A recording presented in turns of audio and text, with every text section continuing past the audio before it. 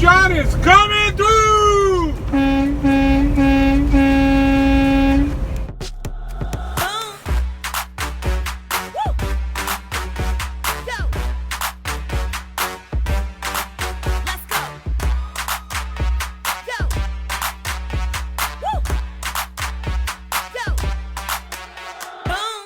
Hey, welcome to Driving with John.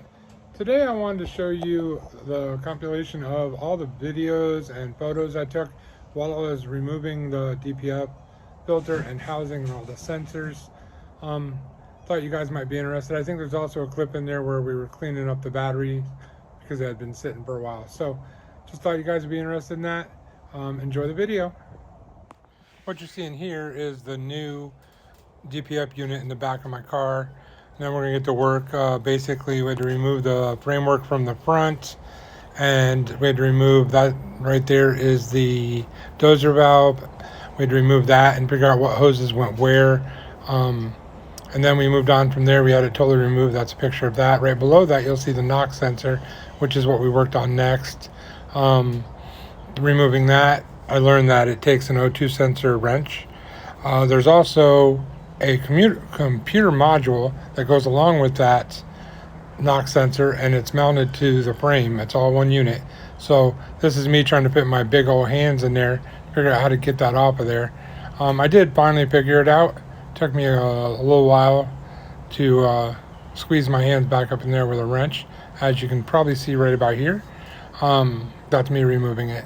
So we did get all that removed, and then from there we moved on to removing, I think this was removing the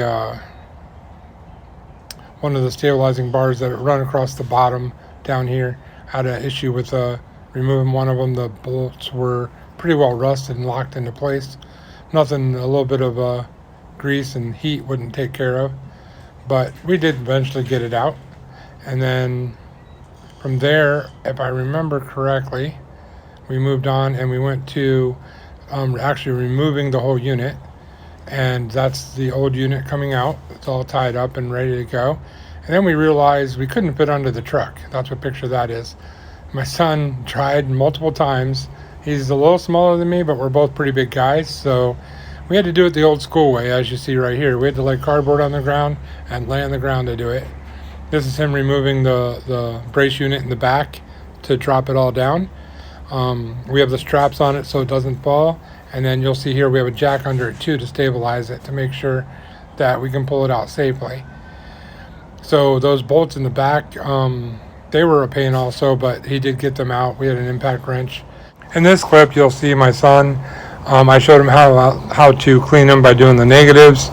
He's real eager to do stuff like this, so I had him do all the positives in the back, removing the nuts, cleaning the nuts with a wire brush, and the mounts and everything that goes into it, making sure there was no corrosion in there.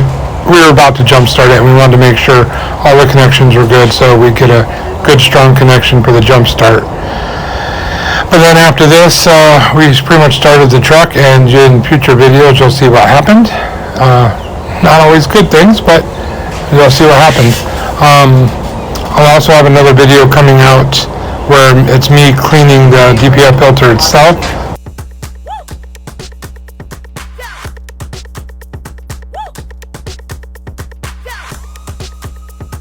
Driving with John is coming!